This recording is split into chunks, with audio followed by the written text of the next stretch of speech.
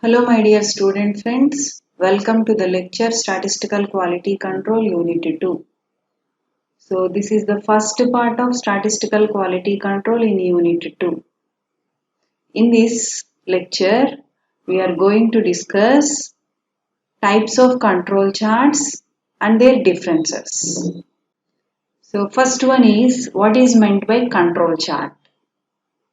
We already discussed in Unit 1 what is meant by control chart. So here I am explaining briefly.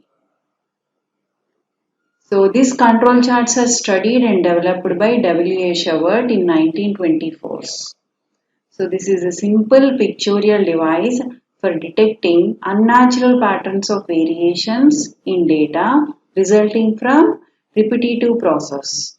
That means these control charts provide criteria for detecting lack of statistical control or out of statistical control. And this is simple to construct and easy to interpret. So finding whether the sample point falls within the 3 sigma limits or not. For example, any sample point going outside the 3 sigma control limits.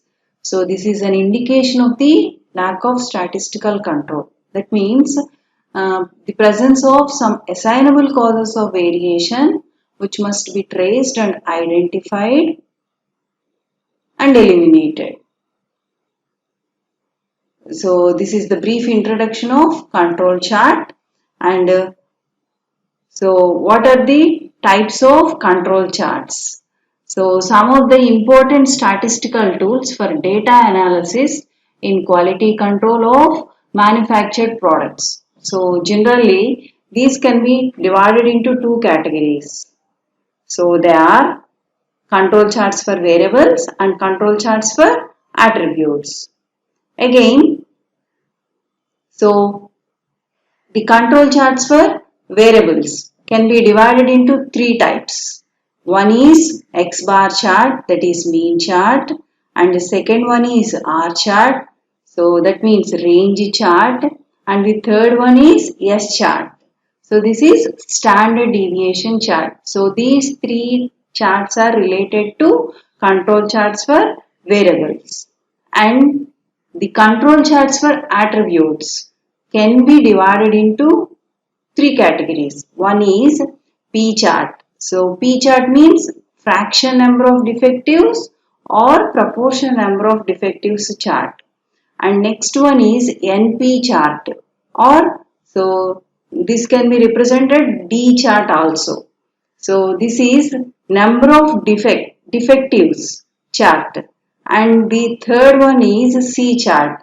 So this is number of defects per unit chart.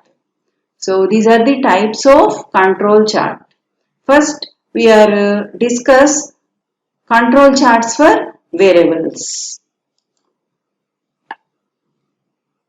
So these charts can be used for a characteristic which can be measured quantitatively.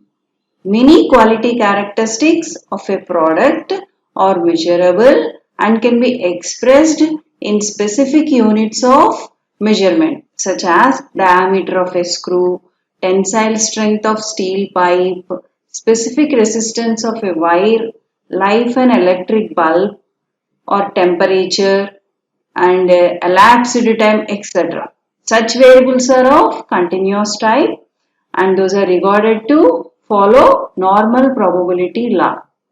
So for quality control of such data, two types of control charts are used. Already we are seen in the first slide, and technically these charts are known as charts for X bar and range and charts for X bar and standard deviation. And next one is control chart for attributes. So these charts can be used for a characteristic which cannot measured quantitatively. So but it can be identified by their absence or presence from the product or by classifying the product as defective or non-defective. For a quality control of such data, three types of charts are used. Already we have to see in the first slide. So there are number of fraction defectives chart, that is P chart, and the second one is control chart for number of defectives, that means D chart or NP chart, and the third chart is control chart for number of defects per unit. So that can be represented by C chart. And next one, the differences between the control charts for variables and the control charts for attributes. Now the differences between control charts for variables and control charts for attributes. First one is control charts for variables in the left hand side. I have taken in the right hand side control charts for attributes. First, data required in both types of charts. So data required for variable charts, those are measurable characteristics in the product. Data required for the attributes chart, so that data can be used to drawn only for quality characteristic. And the next one is field of application. So field of application in variable charts, sample sizes may be small even as 4 or 5. And also subgroup of sizes should be equal in general. So coming to the control chart for attributes, the field of application is like this. Sample size should be large even if the rational subgroup size is not constant from time to time. The charts may be used with varying limits. Coming to the advantages of variables chart. So they improve the quality more effectively. So this is the first advantage, and the second advantage is they are more sensitive in revealing the presence of assignable causes. And the third advantage for control charts for variables is provides detailed information on process average and variation. And advantages of control charts for attributes. So, and the first advantage for control chart for attributes are these charts are less expensive and easy to understand. At the same time, less care is needed. And the third advantage is this provides overall picture of quality history.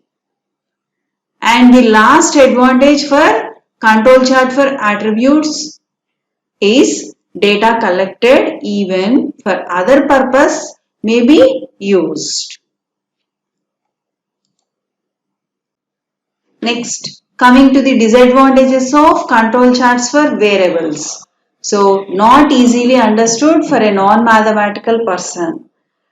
And the next disadvantage is these charts are expensive and time consuming. And next one is more care is needed in calculation. And the data is collected purposively for the use of these charts. And the disadvantage for control charts for attributes. So these are less effective in improving the quality and do not recognize different degree of defectiveness.